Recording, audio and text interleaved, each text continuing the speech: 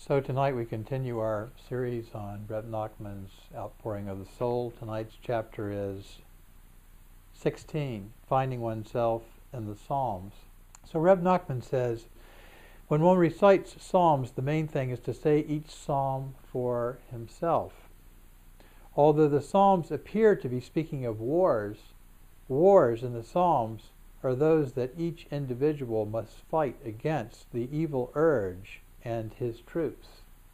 It's personified, the evil urge, as a kind of a satanic figure, which you find in a lot of sort of pre-modern religious teachings. Nowadays we understand such things as not being external too much to us necessarily, but rather being internal. These are the various kinds of character defects or flaws or unhealthy impulses that we follow. A man once asked the Rebbe, how can a person identify himself with psalms where King David praises himself, such as the verse, "Keep my soul because I am a saint"? Rebbe Nachman replied that one must identify even with such a psalm. One must give himself the benefit of the doubt and seek in himself whatever merit and good points he can find. In these points, every person can be a saint. Now, this is a teaching that doesn't necessarily come up in this particular chapter that Rebbe Nachman calls the good points. In any situation, on any given day, in any given train of thought, it is possible to seize upon positive thoughts or negative thoughts. And if we seize upon negative thoughts, they tend to act like Velcro, or like those black sort of fuzzy sweaters that pick up all the cat hair in the room or whatever, or all the dust or lint. These negative thoughts attract other negative thoughts, and pretty soon you have a negative train of thought that is self-perpetuating.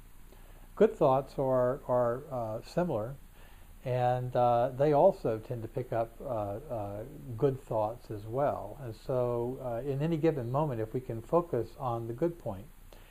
Now, the good point is a very realistic thing. We don't try to pretend that we're better than we are. In other words, we don't try to pretend that we are saints, but that we can find something in every day and in every situation that is saintly, some small impulse, some desire to be kind to another person or to conserve a resource that doesn't necessarily need to be spent or wasted. Okay, we can act with compassion and kindness. We can act with concern for other beings. So even in small things, and small things attract other small things, which become big things in the end. The Rebbe then explained that the scriptures says of Jehoshaphat, his heart was lifted up in the ways of God. If one wants to walk God's paths and truly serve him, he must lift his heart to some degree. Must lift his heart to some degree. We do this through these good points. The Rebbe also said that at the beginning of the worship service we say, what are we? What are our lives? Where we denigrate ourselves. However, we then say, but we are the children of your covenant. We then strengthen ourselves even more and speak of our greatness, that we are God's people, the descendants of Abraham, Isaac, and Jacob. This is what one must always do when serving God. Now, of course, those who aren't Jewish, and I'm not Jewish, of course, I study Rebbe Nachman's teachings and take them to heart because they're universal teachings. We don't necessarily have to think of it in that way.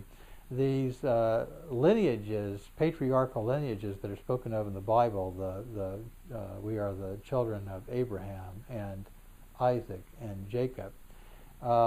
We have to think of these more as biological lineages rather than cultural lineages. Okay, these are just early human beings. We are descended from these beings who are walking with a steady, determined pace through deep time, from a very, very deep, remote past to a potentially very remote future.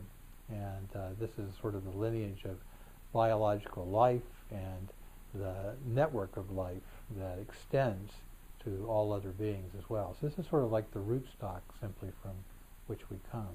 And we are blessed by that and united with it.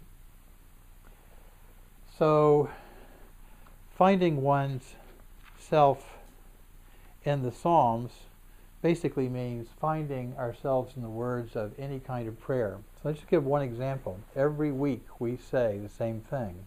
We say, opening this Dharma, incomparably profound and minutely subtle, is hardly met with, even in hundreds of thousands of millions of eons. We now can see this, listen to this, accept and hold this.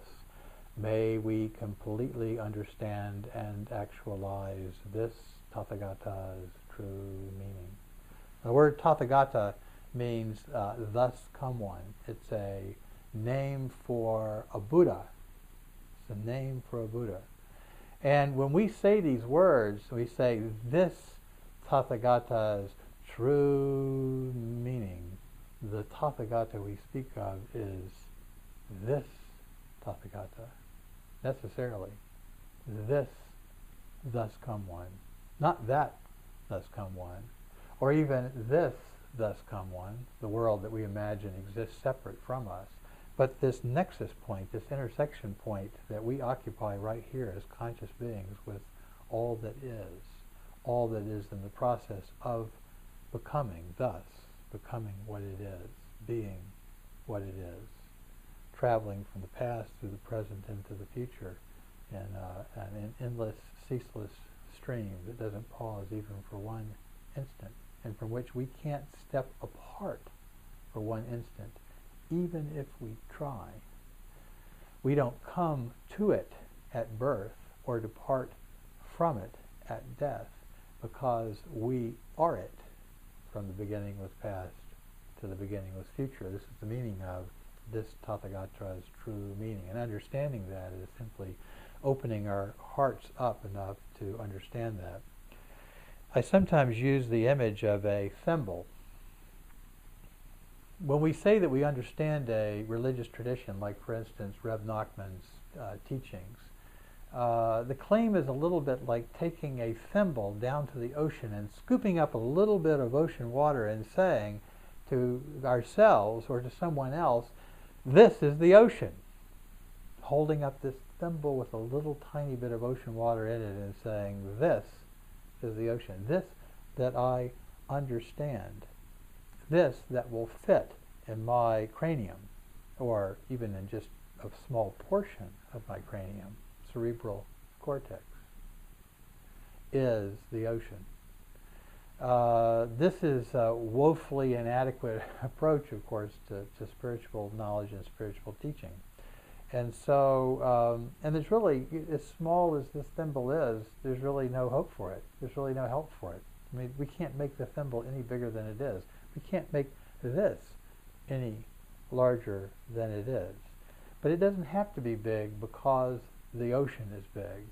And the solution is to take the thimble and to toss it into the sea, whereby it is contained by that which it could not contain. It is contained by that which it could not contain. So effectively the thimble is turned inside out. And this is what we are doing when we do spiritual practice, is we are turning our thimbles, or our cortexes, our brains, inside out, so that that which they cannot contain, that which they cannot comprehend, and that which they can not compass or can't reach around. Talk about can't reach my mind around that. Well, of course we can't. We can't reach our mind around this Tathagata's true meaning. We can only participate in it. And that's really what the tossing of the thimble means. We participate 100% in that. We offer ourselves 100%. And we might as well, because we are offered 100% whether we want to be or not.